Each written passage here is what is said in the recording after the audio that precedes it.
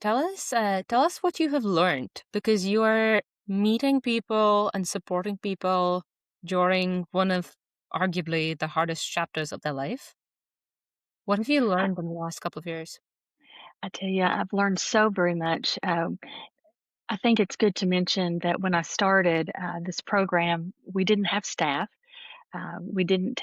We had some great volunteers, but just what I loved about the mission is that you just pull up your sleeves and you just love on people. You care for people. Just meet people where they are.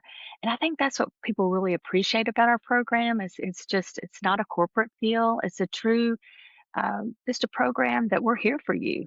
We're an extension of the family when they're away from home. And so I've learned so much. It's just the little things matter. It's not really all the time the big things, but just being there and showing up.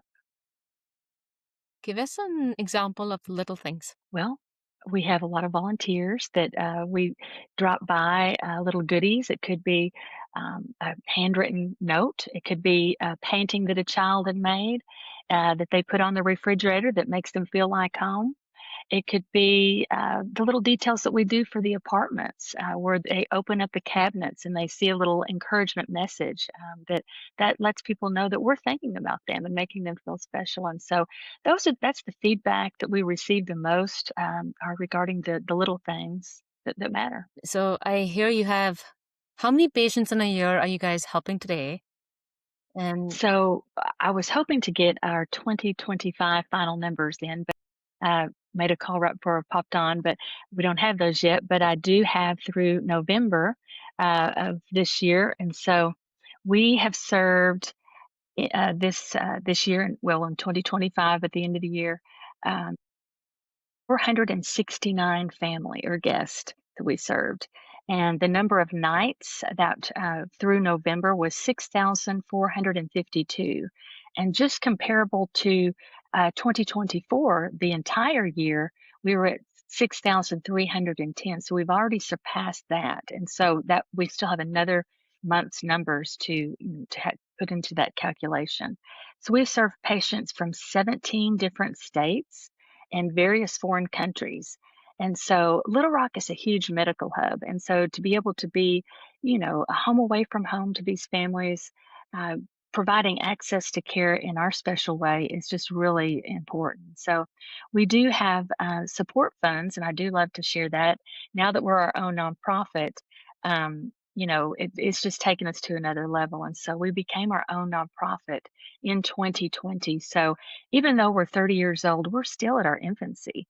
And so, but it's been a game change where we can get those grants, be able to, participate with different corporations, businesses that they're able to help us with financing a little bit more. But this year, so for actually 2025 through November, we were able to provide a total of 295,906. That's through November. And that's, helping those patients who don't have the insurance that you can't afford.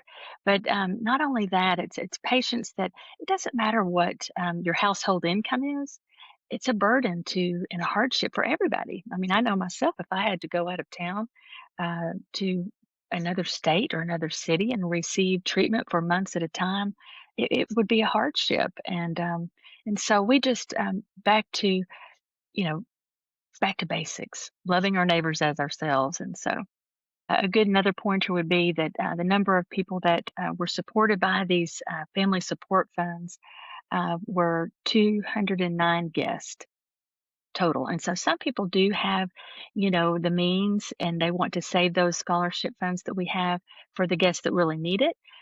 Some of those patients have insurance and things like that. So we just assess the need and basically just say, what would it take for you to be able to stay at Goodness Village? And we try to meet them where they are.